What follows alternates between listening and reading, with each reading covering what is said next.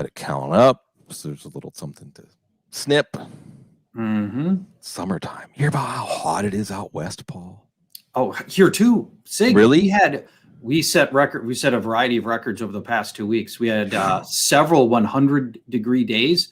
We usually have one every 5 years, and we had a streak where we were high 90s and low 100s for the better part of 2 weeks. I hope everyone has air conditioning. Yeah. All right, let's go live. If you could know any training camp before everybody else, which one would you want to know about? That more this week on the couch. Paul Charchian, if you could look into the future and know what's going to happen at one training camp before everybody else, what one would you pick? Your Pittsburgh Steelers. Yeah. Your Pittsburgh Steelers to me is the team that I feel is the hardest one to peg, and the one that I think has got so much sneaky downside that I feel like, in so many unanswered questions, that I really feel like I need to get my arms around that team as much as any in the NFL. And there are probably more thoughtful selections out there, but I have all of these questions about the offensive line and whether or not that offensive line can perform at any kind of a level. Even to last year's level, could it possibly be worse? Is Ben's arm totally cooked at this point? Distribution of passes. There's a lot. Najee Harris looked fantastic, and I think he'll be requisite of the draft selection. But can he do anything with this offense and behind that offensive line? And how much are they going to pass?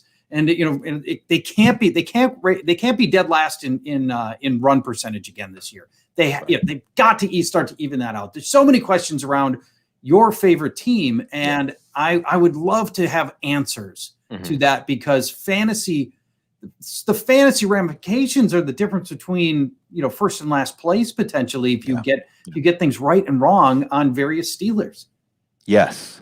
Well, this is what the task is, and this is why we start with the idea of looking ahead to training camps. We're in a lull in the NFL calendar, which is fine. We should all catch our breath. I'm going to the beach for 2 weeks in California. Oh, good. The NFL does that. I mean, and if you're part of this show ecosystem, you probably are skewing towards the part of us that think way too much about football. It's good to not think about it for a little bit. But yet there's always threads in our mind. And what the task is right now, Paul, is you're considering the range of outcomes for each offense and kind of the change factor. So you understand how much room there is for them to grow, or perhaps go farther back on the road because they're rebooting in some ways. And then for each player, there's the range of outcomes for that player, but it is affected by where within the range of outcomes of the offense it lands, right? Like if you're predicting an offense to overperform expectations, then you generally want to have players from that offense, and vice versa. So you start with the Steelers. And like you said, they're my Steelers, all of our Steelers, Western Pennsylvania born and bred folks. And we're all neurotic, neurotic. And as a neurotic Steelers fan, Paul, and someone who's watching this closely, what you see is a team and this is on the couch. So this is both me psychoanalyzing myself and psychoanalyzing the Steelers as an organization. What you see is a team, is an organization that is holding on to the past, right? This is an offense that has gotten by on talent. Ben Roethlisberger's talent, Antonio Brown's talent, Le'Veon Bell's talent. Also a mentality on offense about a commitment to run the ball and run the ball with a physical edge. And that's why, like, if it didn't matter if it was D'Angelo Williams or Le'Veon Bell or whatever, they were successful. They were successful offensively in some ways because they just had the opponents outflanked. Like, you just couldn't answer all the questions that this talent array could ask. But you never thought of the Steelers offense as one that created schematic advantages, right? That created advantage because of nifty play calls and play designs and things. It's Ben Roethlisberger. Go ahead. Yeah, and just talented athletes, right? That could outperform defenders. Right. But then as Roethlisberger starts to erode, the offense becomes predictable, right? Yeah, in the extreme. You cannot be predictable in the NFL. You cannot be predictable in the NFL. And so what did the Steelers do? Because they really bottomed out offensively at the end of the year last year. And they became a finesse offensive line, a short passing game, no punch in the running game. And, well, they're trying to fix it from within, Paul. They promoted Matt Canada to offensive coordinator. They promoted Adrian Clem to offensive line coach, right? instead of letting Roethlisberger go, they got him to take a $5 million pay cut. So that's not nothing, but they still brought him back. They still brought him back. And some the beat writers say he honestly might be the favorite to start for them in 2022 because just where they are. Although we'll see. Is that so, Paul, everybody out there pondering the Steelers, are they in denial? They're stuck in the past. They're not willing to move into the present. So by just stay the course, just let's promote some players, some coaches from within. Let's keep basically the recipe. No major changes in personnel and offense except for Najee Harris. And this also comes back to like past versus present future thinking, because past thinking might have been the running back's important. Present future thinking is the running game's production is created by the execution of the offense. And the running back is just there to harvest it. Like running backs don't really add a lot of value to the base running game, whether the run play is successful or not. Very rarely can a running back turn an unsuccessful executed run play like that's Barry Sanders, Yeah. So what happens? It's a big range of outcomes. It could be like a slap in the face that like you just double down, you tried to make a tougher offensive line, but you didn't really upgrade the quality of the personnel. No, surprisingly. So it could be a rude awakening. Now the defense is going to be good enough to keep them in low scoring games at worst. So Najee Harris is going to be fine for his opportunity. But as far as an offense that can be efficient, an offense that can fill the cups of 3 wide receivers going at the top 80 of fantasy drafts right now. Yeah. I think you're right to point on them as one that could have maybe not truly a catastrophic failure, but just a slow motion death scene, like your catastrophic failure alternative comes with Ben Roethlisberger's arm. Well, what if elbow, what if that we saw him, as the passing got shorter and shorter as the year went on. It certainly raised a lot of questions about arm strength, tempo, his just ability to drive. When we think of Ben and when he goes into the Hall of Fame, we're going to be remembering this sturdy statue throwing strong arming lasers downfield, and that's how I'm always going to remember Ben. And that was not at all the guy that we got after the missed season. Comes back and he almost looked enfeebled at times. And I think there's a scenario where between the elbow, arm strength, that he's just cooked. And that would be a potential disaster scenario. Now, you mentioned predictability. A Michigan Football Analytics, and I'm not sure who Michigan Football Analytics are, but there's some group who posted something interesting on Twitter that showed the 32 NFL teams in terms of predictability for runs. And the number 1 and number 2 teams that were the least predictable were Tampa and Kansas City, the Super Bowl representatives, as it turned out. And the number 32 team was Pittsburgh as the most predictable run team. And maybe that's part of why they made the move at offensive coordinator, and getting rid of Randy I think will ultimately help. What I think is interesting, and I want to know what you think, Mike Tomlin's done some house cleaning in his past, and he hasn't necessarily shied away from that. This, to your point, this was an attempt to solve from within. And I want to believe that Mike Tomlin could have solved it in whatever manner he probably wanted to. And he thought this was best. Do you defer to his judgment on this at all?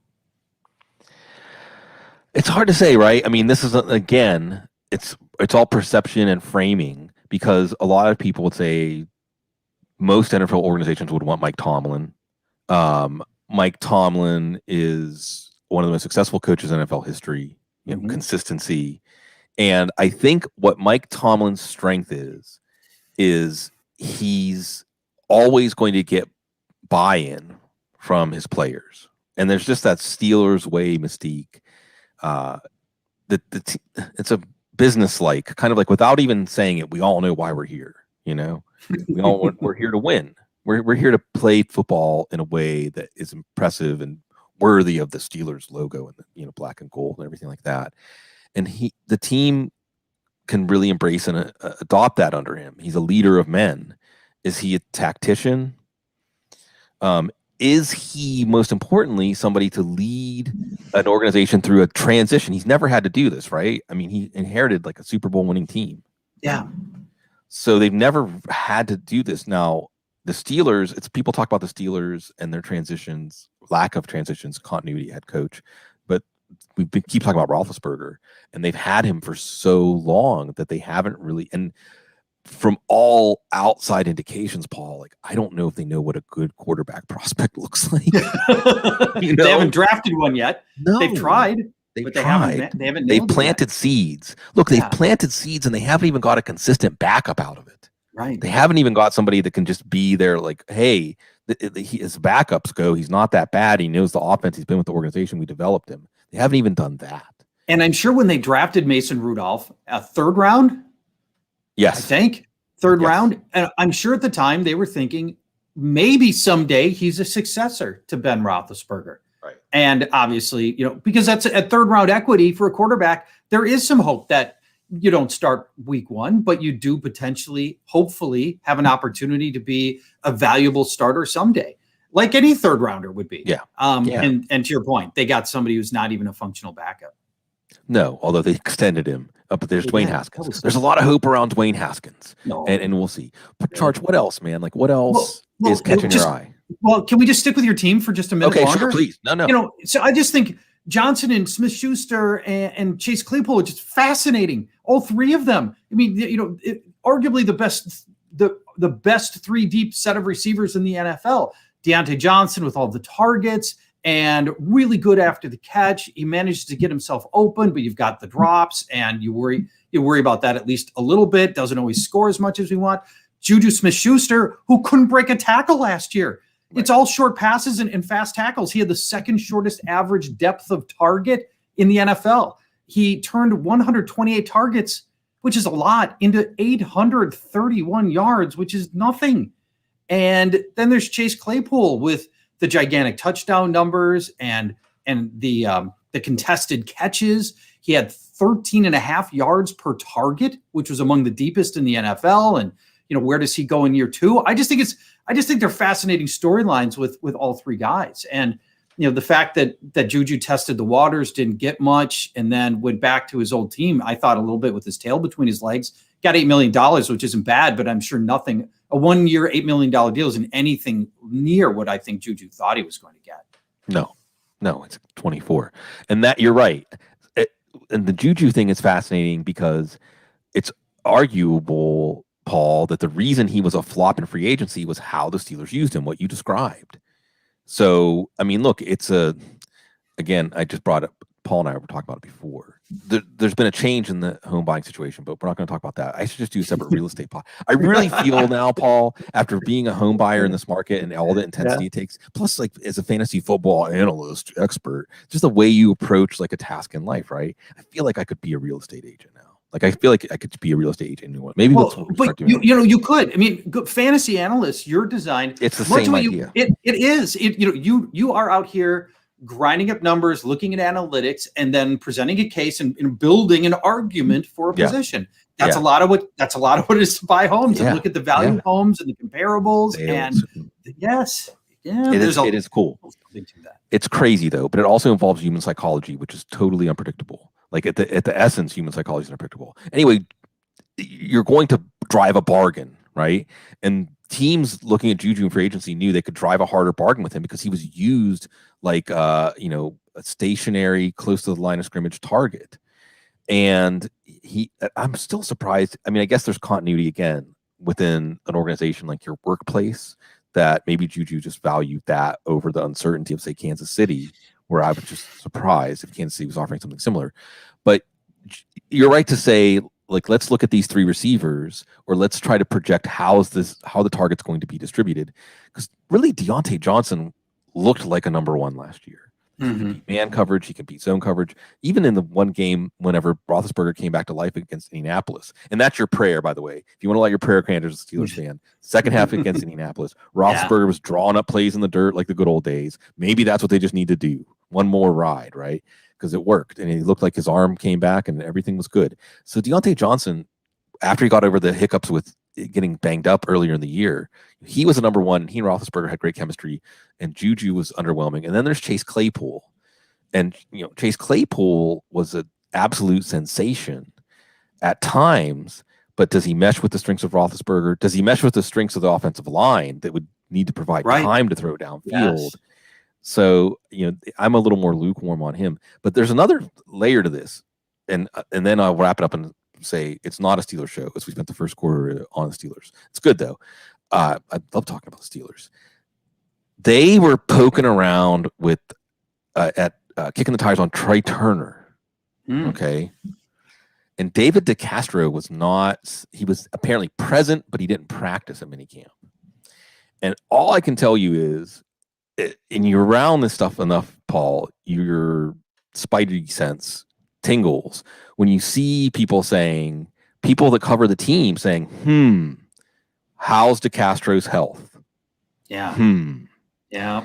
And that's a big deal.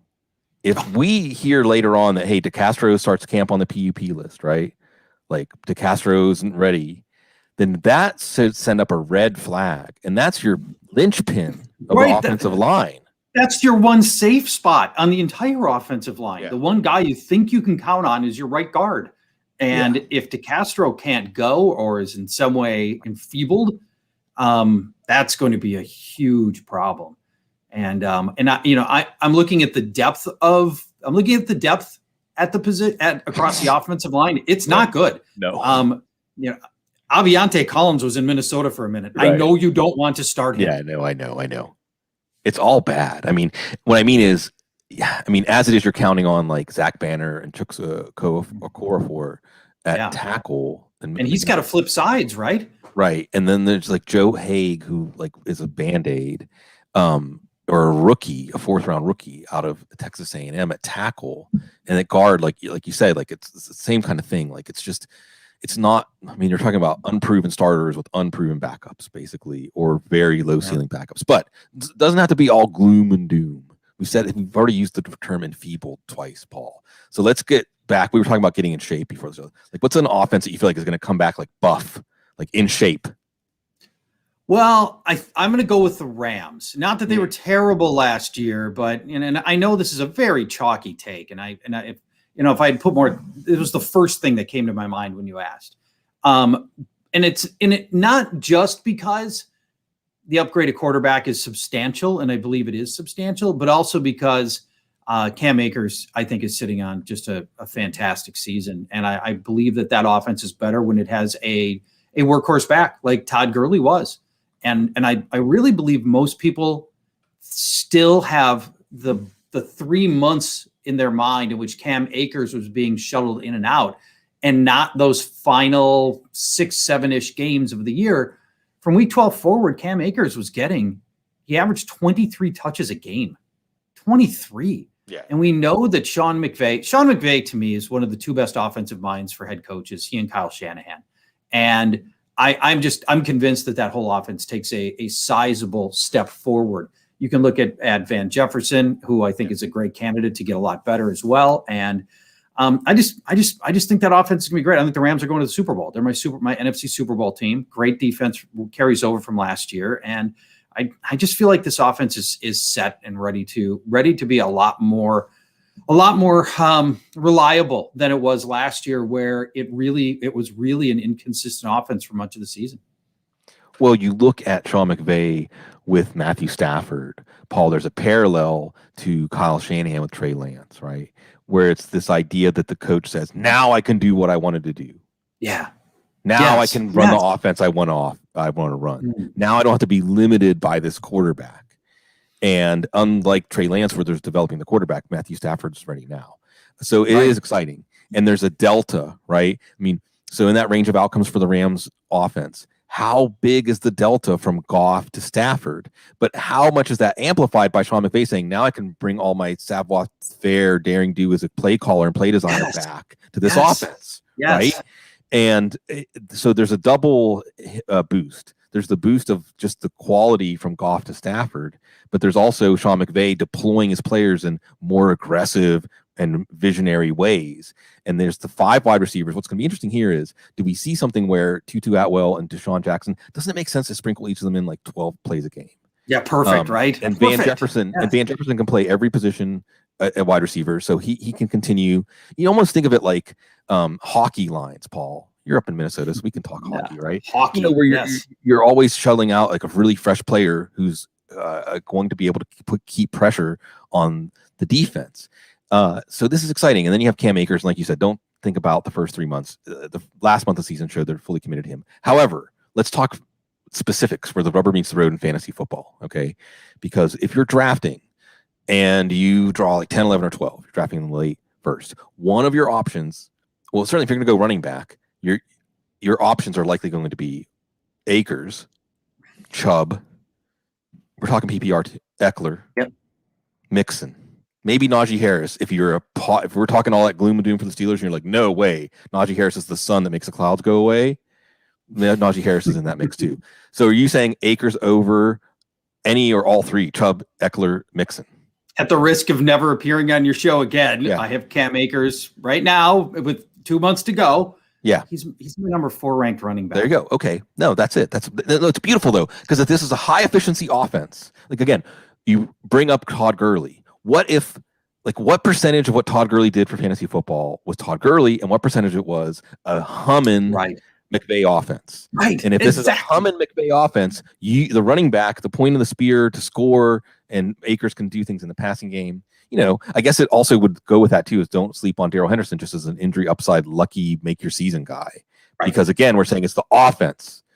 It isn't even, we like Akers, but we love Akers in this offense. Right. Yes. And by the way, while we're on that topic, I do want to say, I brought up Nick Chubb. Austin Hooper said, this offense is getting more fun. We're adding more wrinkles. I like that. I do too. Boy, do I'm like, ooh, Kevin Stefanski's like, man, I haven't even shown you my real moves. I just laid the foundation. And coincidentally, I'm going to see Kevin Stefanski today, later today. Yeah. So, let me tell you this about Kevin Stefanski, who I've been lucky enough to have several lengthy conversations with, and I know reasonably well. If you just want to root for a really, really good guy, root for Kevin Stefanski and the Browns. He is as thoughtful, kind, and approachable as any head coach I've ever dealt with. And I've been doing Twin Cities media stuff for a long time. I've seen our own coaches go and other coaches at different places. Nobody like him. He is just elite human being. And I'm glad you brought up the Browns, because it's such a thrilling offense. And I think it was Travis Kelce who said the team that's standing between them and the next Super Bowl is the Browns, right? And I totally agree. You look at how much that defense has improved through its draft and all the healthy players they're going to get back this year, and an offense that almost doesn't have a weakness. Maybe the best offensive line in football, two very good running backs. Nick Chubb is quietly one of the 3 or 4 best running backs in the NFL. Odell Beckham comes back and in any kind of the form that he had been before, if they get a little juice maybe out of Donovan Peoples-Jones and in his second year, there's just so much to like with this offense. It's a thrilling opportunity there. Can I ask you about the other team that comes immediately to mind? You said, what's the offense that's going to get better? Yeah. Can we talk about Washington for a minute? Oh, yeah. That's the other big delta in the quarterback, right? Right. Yes. The big delta in the quarterback. I mean, you want to the offense they had to run when they were rolling with, Alex Smith and everybody else versus Ryan Fitzpatrick. And, I saw a great stat yesterday on Fitzpatrick. Next Gen Stats had him as the second most accurate passer last year. And, we think of him as YOLO passer, right? Mm-hmm. As a Jameis Winston, just heave the ball up in the air guy. And he can be much more than that. And really all that offense needs to take off. And I assume you feel the same way about Antonio Gibson, like I do, great things are coming. He's my number 8 ranked running back right now. And I look at the other elements around this offense and just feel like, wow, there's so many more opportunities to open up the playbook with what he's going to give you. Yes. I do want to say one of the first things that comes to mind is you keep hearing a drum beat. We can talk about minicamp drum beats too. We can look back. We're looking ahead. We can look back a little bit too. Taylor Heineke. And look, Ryan Fitzpatrick is not a good practice player, right? Part of the story of how Ryan Fitzpatrick had this crazy career trajectory, the truly unique career trajectory he's had, is I don't think he's a good practice player, and he plays right at the very limit of his abilities, which I mean, and that's kind of what the NFL should embody. But at the same time, there's, I guess, a sense of being conservative, like wanting to lose the way that everyone else loses instead of wanting to win in your own way. So Heineke and all the buzz he's creating right now is, hey, this is a real quarterback competition, especially with Ron Rivera on the couch, Paul. We're always psychoanalyzing. Imagine the first 4 turnover game for Ryan Fitzpatrick and how it's going to make Ron Rivera feel, right? Ron Rivera, if another 4 turnover next week, that might be it, especially if Heineke's looking good and competent in practice. And Heineke still represents an upgrade from what they had last year. Right? He is. Yeah, I mean, just look at the playoff game. For sure he is. I've said this at least 2 or 3 times on this show, Paul. I'll say it enough until people are tired of me saying it. Taylor Heineke played better against the Tampa Bay defense than any of the other quarterbacks that faced them in the playoffs. Yeah, isn't that amazing? Yeah. Amazing. So they did let Morgan Moses go and replace him with Charles Leno. So Sam Cosme's me on the spot. So yeah, we'll see. But it's Ryan Fitzpatrick. I don't know. And even Heineke has some mobility. And by the way, let's not forget jackknife receiver Curtis Samuel there, reunited with Ron Rivera. I love that fit. Diami Brown, you already mentioned. Yep. Logan Thomas emerging last year. He finished 3rd in targets among tight ends last year, 3rd in receptions, 7th in yards. There are legitimate weapons all around this offense, just waiting for the trigger man to show up. Yeah. And you're right. Even if it's not Fitzpatrick, Heineke might be, he might be able to power this offense as well. And by the way, as a total aside, this is obvious, and I'll tell you, this is an elite defense, and maybe the best defense, in football. I think the Rams are number 1. You can make a case for Washington number 2. This team's 50-1 to win the Super Bowl. Oh man. They could get to the Super Bowl just on their defense alone. Yeah. I love it. Well, again, let's go back to they actually, in hindsight, played Tampa pretty tough, especially because of where they were at, and they're going to be a better team than they were. It could be potentially fun. I just want to see Ryan Fitzpatrick starting the Super Bowl. Oh God, I want to see a world where that culminates. A couple of things I meant to mention real quick. Going back to Cleveland. Anthony brought up in the chat room, Cleveland, Kansas City, week 1. That's nice. You want to start getting excited about, I know there's the NHL, NBA playoffs scintillating last night. And you've got sports between now and week 1.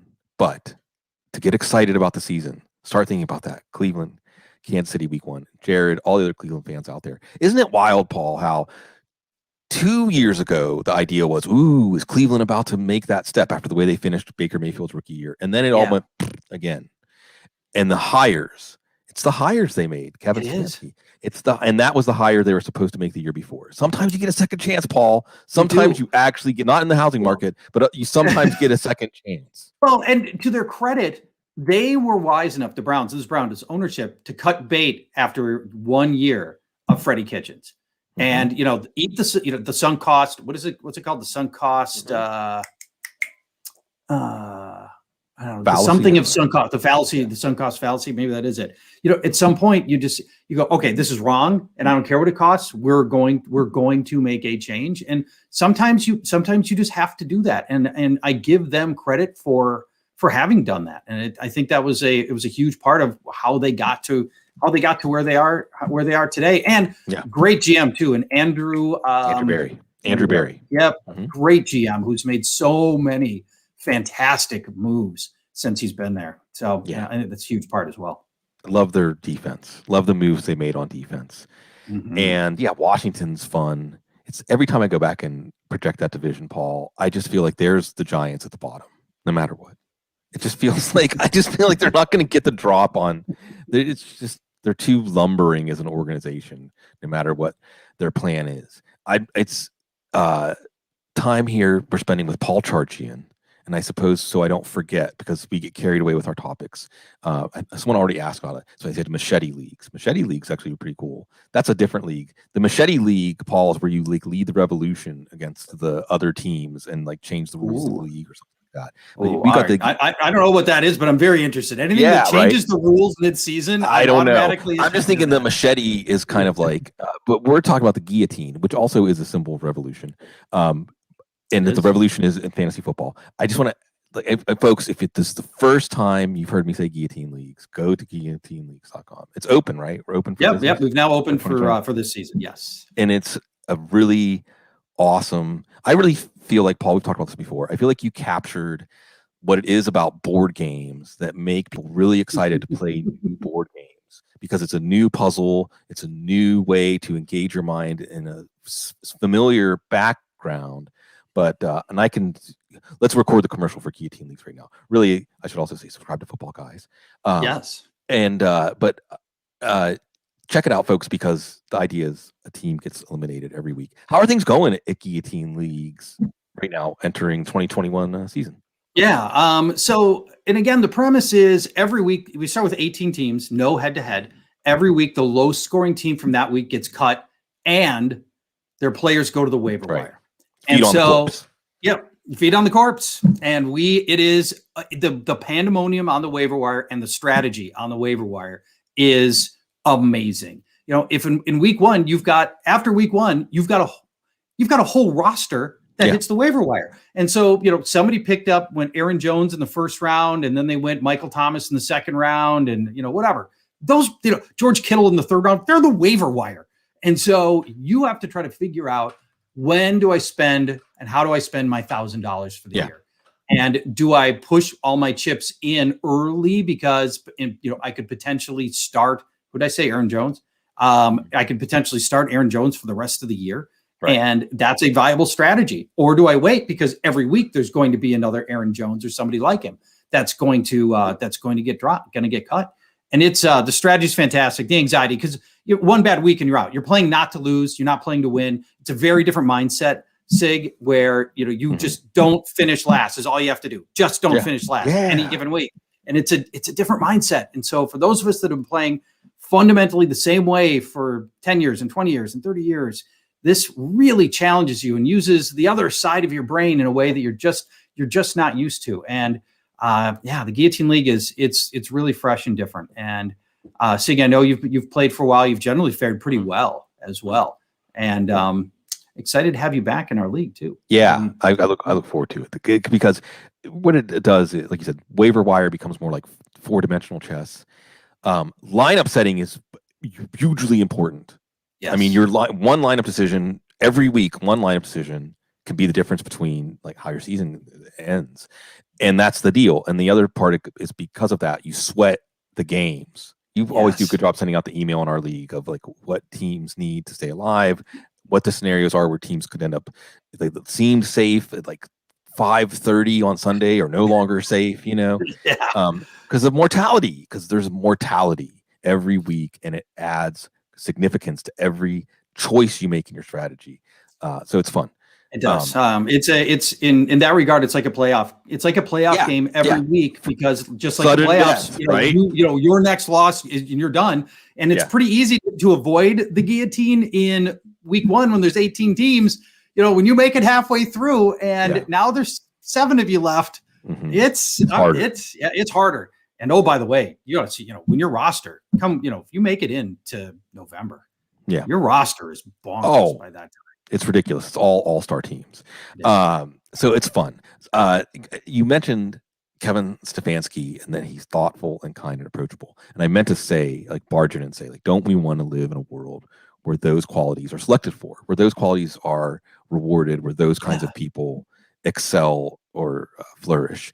I don't know if we would. You mentioned Aaron Jones. We have to just mention it. I feel like it's an obligation at this point, because it's the biggest story in the NFL. I don't know. I suppose Aaron Rodgers is pretty thoughtful. If he's kind, he's at least getting closer to being kind. Approachable, no. But what's going to happen, man? I mean, you're up there, like it's your neighbor, basically. What's going to happen? What's your best stab? Because the whole thing of fantasy football at this time of year is that you can get into early drafts and things like that, make trades in your dynasty leagues to get ahead of what's coming. Right. What's your best guess at what's coming? Well, and I'll mention this, not to try to put myself into the focus of this, because I'm really not. But the day of the draft, when the whole thing went berserk and the meltdown happened, and Schefter tweeted, it actually started in the studio in Minneapolis with myself and my co-host Paul Allen, who's the voice of the Vikings. And Paul reported that morning, and Paul and Adam Schefter are tight. and they were talking back. They're texting and talking. And Paul reported on air that several teams had been sniffing around trying to trade for Aaron Rodgers, and that Rodgers wanted it. And he put that out there, and he sent that to Schefter.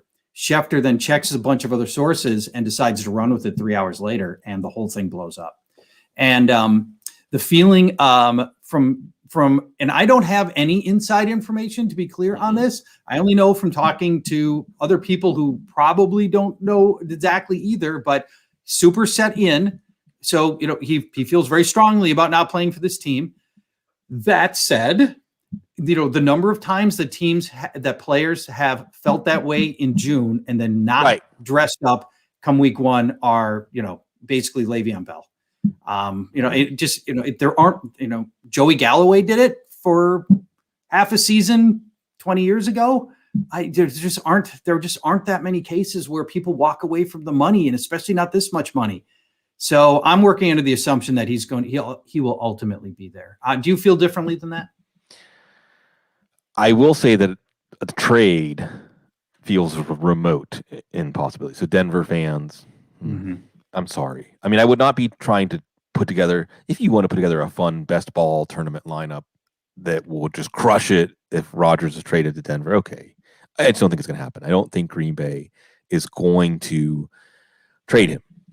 I think he's going to sit, if it gets to that point, as long as he has to, maybe the whole year.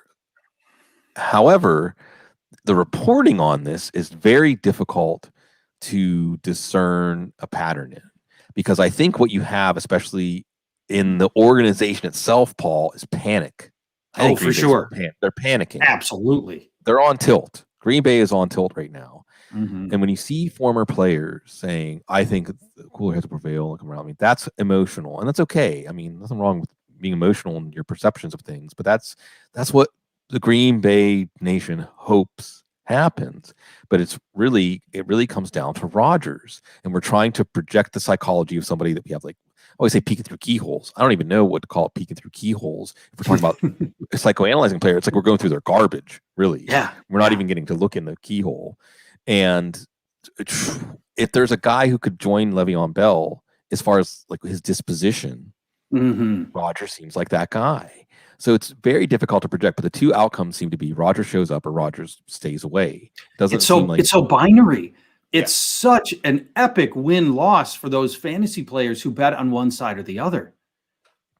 And the ADPs are down on players like Adams more than Jones, probably, and not so much on Rodgers. I mean, because we're talking about quarterbacks. So whether he's quarterback 7 or 8 or 9, whatever, like either he's worth taking there or he's not worth taking there, or even in the top 15, because you're just going to be sitting around clogging up a roster spot, wondering what you're going to get. But Adams, I think, is only falling to like the second, mid-second, early second.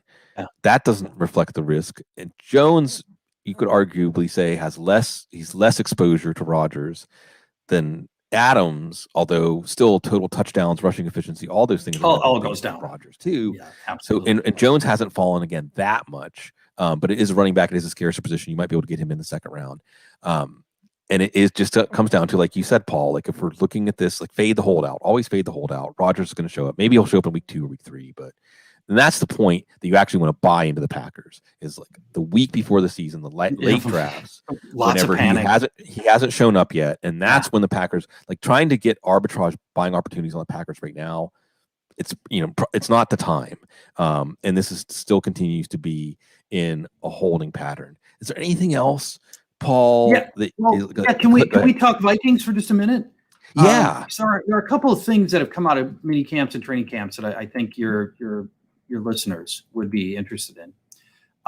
Would you care to guess the single best player, by the reports of many, the single best player in Vikings training camp? The single best player on either side of the ball? Either side of the ball. 90-man roster. What, like Justin Jefferson? Justin Jefferson. Yeah. The upside here is obviously last year was a historic season, and it's hard to say that he's going to get better than that. But I think that it sounds, by all reports, he is a better player now than he was at the end of last year.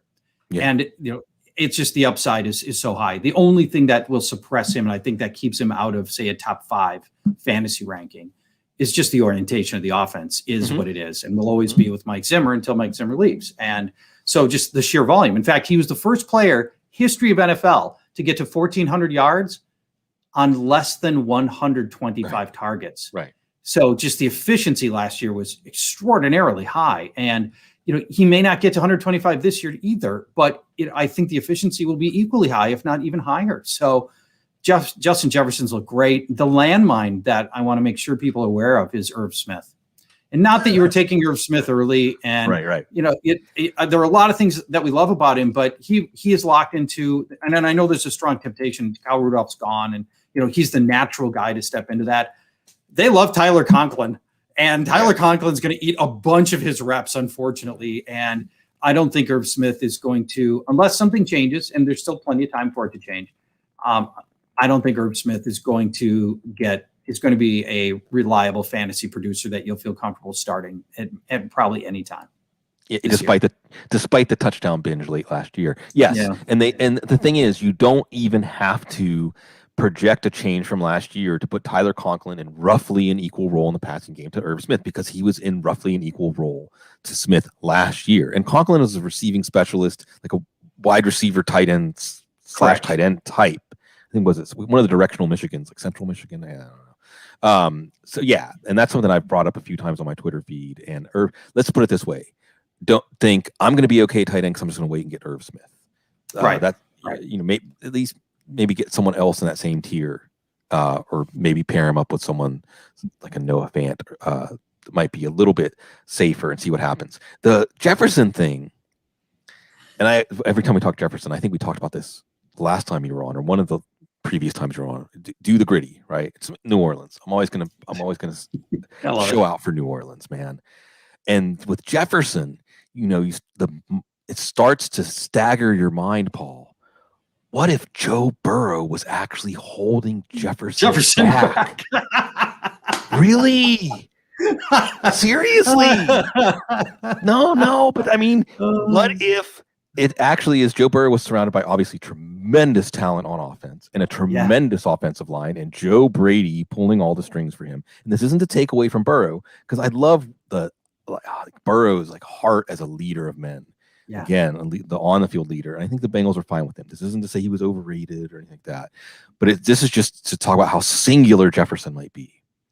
Because some of the things he did early in the year when he really broke out, it wasn't quite like what you saw at LSU. And he tested better than what you would expect based on his LSU tape. And it could have just been usage, and it could have just been the limits of Burrow. And that's exciting. That's really exciting. Remember, at his last year at LSU, he played the slot 80% of the plays, and the Vikings basically flipped that and played him outside 80% of the plays, and he seemed to just thrive in that role, which is athletically it comes so easy to him, and he has that eye of the tiger competitive toughness. I mean, it's very much shades of, it's amazing the similarities, the Stephon Diggs. I know. But Diggs was a 5th round athlete, Right. And Jefferson's a first round athlete. And to get the separation that Justin Jefferson got last year as a rookie, it's almost unheard of. It is. Just route running is such a discipline, and it's so different at the NFL. Most of the Hall of Fame receivers struggle to get that kind of separation in their first year. And to have Jefferson do it here was just eye-opening. And the fact that by all accounts, he's come back better this year it's remarkable. Yeah, let's see, right? To infinity and beyond. Because I came up with a filter just messing around with numbers, Paul, that was something like 50 catches, 700 yards, 6 touchdowns. I remember exactly. 50 and 700, I think, are the numbers. That if a player did that in his rookie year at wide receiver, then there's a high hit rate on those players. Like guys like Amari Cooper, DeAndre Hopkins, 5,700. So the idea is, as a rookie wide receiver, if you're effective enough to post, those kinds of amount of conversion of downfield targets or making plays happen after the catch, whatever, you have a great chance to be a very good NFL receiver. What does it mean when you do what Jefferson did? What does it mean if that is your debut? And that's an exciting thing. So one of the articles I'm going to do for the first time this year and really try to distill this quality is the idea of unknown upside, right? And what you want to build in, at least in a few places in your draft, is unknown upside. We talked about this with the Rams and the football team in Washington because of there's unknown upside there because of the quarterback improvement. Right. So getting an Antonio Gibson, getting a Terry McLaurin, getting Cam Akers builds in unknown upside. And there's an unknown upside element to Jefferson. You can still get him in the second round. He doesn't even have to be a first round pick. You can pair him with your favorite running back in the mid first and probably get him in the mid second. That's when somebody had to ask. A couple people asked. This is important. Danielle Hunter. Yes.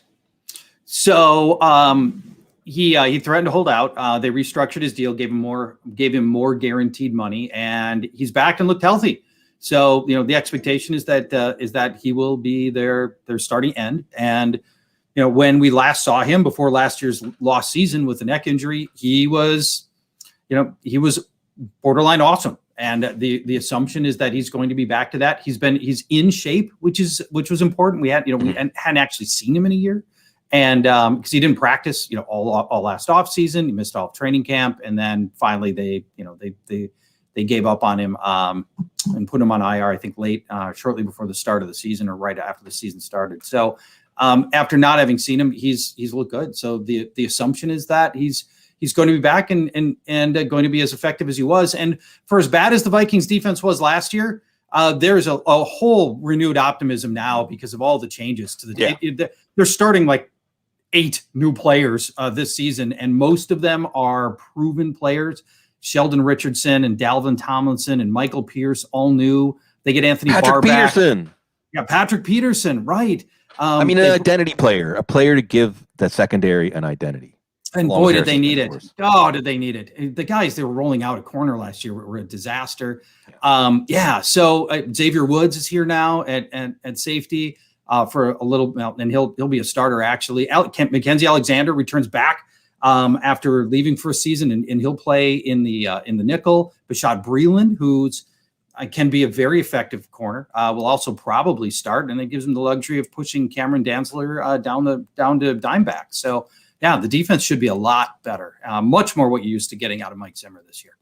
Yeah, the hiccup was the first half of last year, and Mike Zimmer's still going to make this a good defense. And and as we've been indicating, talking about Washington, talking about the Rams, the NFC, as usual, is wide open, right? I mean, there is not a dominant, simply with the Aaron Rodgers stuff teetering, there's not a dominant team, except for the old Tampa Bay. But I guess I should really say the team that gets to challenge Tampa Bay, because we feel like it's a foregone conclusion. So let me edit myself there because I forgot about Tampa Bay bringing back the whole band. Yeah. Anything else before we go off the rails, Paul? Speak now. You're addressing the audience here in late June. We will be back. I'm sure I'll talk to you at least in August and more than a few times during the year. Anything else you want to get out there and shout from the rooftops? And one of the things I was hoping we'd have a chance to just chat about is, can Clyde Edwards-Helaire possibly have as many things go wrong in one season as he did last year? And, I am those that believe that he's still a pretty special talent. And I love where I can go get Clyde Edwards-Helaire right now, end of third round. Right. To me, that feels like a really compelling spot to get the starting running back on the best offense in football. And I just can't imagine everything going wrong that went wrong last year. Right. Well, I think with Edwards-Helaire and maybe McCole Hardman to a lesser extent, one of the things that we've just yada is there was no offseason last year. And even camp was weird. Everything was weird. Right. So for rookies that were onboarding or otherwise players that needed that offseason development, it was not an offseason conducive to development. It was not an offseason. This is again makes Justin Jefferson like just the natural, right? For sure. Yes. So let me throw a couple of second year names at you and just pick the one that you're most intrigued by. Right. Gabriel Davis, Zach Moss. These are underachievers from last year. Yeah. Denzel Mims, Michael Pittman, Laviska Shenault, Jerry Jeudy, Henry Ruggs. Is I don't know anybody is and J.K. Dobbins didn't underperform. Let's the previous list. Is there something that jumps out to you? Go, all right, that's a guy who's set to get better next year. Yeah, it's Visca. I mean, it's Shenault, and it's Visca because the drum beat's already there from minicamp. There's already everybody talking about how impressive he is, including Urban Meyer, who's going to be the puppet master there. Real quick on the others, Davis, I actually like Manuel Sanders a little better than Davis. Davis, we go down the line. Zach Moss is interesting because he was hurt. Yeah. And they're going to have, like the Steelers, I think they understand that they can't just abandon the run and be successful in the playoffs. It's just not going to work. Mims feels like he's on the outs at the Jets already. Now things have time to change. But, Elijah Moore, that's where you want to be looking there. Pittman, I'm like a diehard guy with Hilton and Campbell. I love Campbell. Like if you're going to throw a dart. I'm the only guy that I thought, you and I. Campbell. I think he's a great player. He just has to stay healthy. Judy, it's Denver. Ruggs. I mean, again, it's Waller. It's all about Waller. I think that, and you're already seeing indications of this. I forget who it was that put this out there this week. Like Waller is still ascending. Waller's not done ascending. Waller didn't peak. Remember, in December, he had one of the top 10 tight end top 10 tight end games of all time. One of the 10 best games for fantasy football that a tight end has ever put up in NFL history. He had one, and it was basically indicative of the level he was playing at and how prominent he was in the offense. So that's my lightning round take. Very nicely done. I can't believe did you just remember all those names, or were you actually scribbling while I was saying them? Wow. I typed them. Yeah. That was very impressive. The second year rookie post hype hit because of the lack of an offseason. So now it's excellent by you to just get those names up real quick. And these are the things you should be thinking about. I have to ask because it's indulgent. First of all, I want to say this, Paul, just because we like to speak our hearts here. Yesterday, I was like, what am I couch? I got to schedule. Again, we were embroiled with the house hunt, among other things. And I just thought, who do I want to just hang out with for an hour? Oh. And the answer was Charch. So I'm glad that we're getting a chance to hang out. That means so much. I love it. I have to ask, and this is me being self-indulgent, are you paying any attention at all to the Euro Soccer Championship? I'm not. Sorry. Well, that's okay. International soccer, and like my pitch for international soccer is from the pace that we're used to watching sports, it can be boring, like opera or something, but it just is such an emotional release when there is a goal.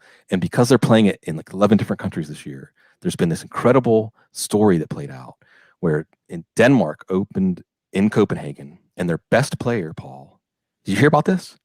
I saw some tweets about sudden cardiac arrest. Right. Yes. Sudden cardiac arrest. Right. He died on the field, and they were giving him CPR on the field, like in the context of a game. It's like Hank Gathers or some of these other things that we've seen before. Yeah. And they brought him back to life, and he's okay. I don't know if he's ever going to play soccer again. He's going to have to get like an implant. And they and the UEFA, who's like one of the best baddies in any sport, like a bad guy, said you're going to play the game anyway, and they lost, which puts them behind the 8 ball. Ooh. The third game, they're also playing in Copenhagen, and they need to win, and they need to win by multiple goals to have a chance. Okay. And they also need Belgium to cooperate and win in the game. They were playing against Finland. They're playing Russia, by the way. Denmark is, and they scored these sensational goals. They ended up winning 4-1 in Copenhagen, and the emotional release was it was as intense as anything I can feel through the screen from a sporting event, because it was this incredible arc over the course of a couple of weeks of a country, and that's why I like to at least throw in my attention to pay attention. Plus, it's awesome. Like we're living the dream, right, Paul? Like writing and thinking about football is our job, and then you have it on in the background during the day because it's like in a whole different part of the world. Yeah. You just get to let it wash over you, and amazing things can happen. So since I did all that and waxed all poetic about that, tell me something other than football. Can I just play off? Yeah, let me just play off that for just a second. Sure. Some good friends of mine, Bob and Michelle Snyder, had a daughter who was a senior in a high school in a suburb of Chicago, and she died of sudden cardiac arrest playing soccer. And you're never ready to get the phone call that you need to drive to Chicago to go to the funeral for their 18-year-old daughter. And, there's funerals and there's funerals. The funeral for an 18-year-old daughter who dies of sudden cardiac arrest on the field was like nothing I've ever seen before. The anguish, the whole school was there. The whole school was there. And the parents, you're watching the parents die 1,000 deaths in front of you. And these are my friends. And it was mortifying. The whole thing was horrible. The only positive that came out of it is that they created the Parent Heart Watch, an organization dedicated to protecting youth from sudden cardiac arrest by providing funds and awareness for the need for things like defibrillators near the field so that you have a chance to bring people back when they have this. And they've worked now for 10 years on you getting cardiac arrest preventive measures on and near the same places where these athletes are. So there's my personal side story to this one. Well, no CPR. My wife, the love of my life, she knows, she gets refreshed to know CPR so she can step in because of the nature of the work she does. Yeah. It comes back to, Paul, it's like COVID's over or whatever. I don't know if it's really over. I'm just saying. But let's go back to that healthcare professional worship we had last year at this time, right? Like healthcare professionals, these people, whether we realize it or not, are like taking responsibility for everybody around them, right? Yeah. Because of their training, because of what they understand. And those are the people that can turn, like what happened with Christian Eriksen, like it's a tragedy that is like ruins lives, into a chapter of an inspiring story about overcoming, Yeah.